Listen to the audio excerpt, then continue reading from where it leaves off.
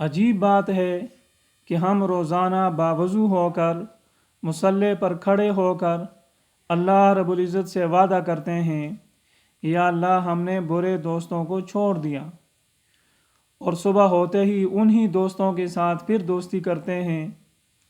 آپ وتر میں دعا پڑھتے ہوئے یہ پڑھتے ہیں، وَنَخْلَعُ وَنَتْرُكُ مَن يَفْجُرُكَ، اے اللہ ہم نے خلو اختیار کر لی، ہم نے چھوڑ دیا ان لوگوں کو جو فاسق فاجر ہیں، لیکن صبح ہوتے ہی ہم اس وعدے کو بلا دیتے ہیں، روزانہ رات کو وعدہ کرتے ہیں اور روزانہ وعدہ خلافی کرتے ہیں۔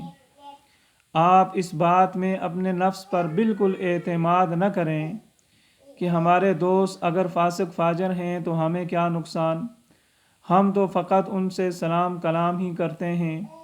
نہیں، بالکل نہیں، آج سلام کریں گے، کل کلام کریں گے، پرسوں ان جیسے کام کریں گے۔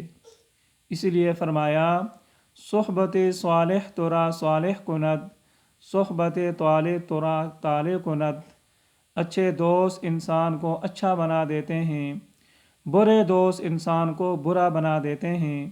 اس لیے نبی علیہ السلام نے فرمایا، المرء علی دین خلیلہ فلینظر احدکم الی من یخالل، او کما قال، کہ انسان اپنے دوست کے دین پر ہوتا ہے، تم میں سے ہر ایک کو چاہیے کہ وہ دیکھے کہ وہ کس کو اپنا دوست بنا رہا ہے۔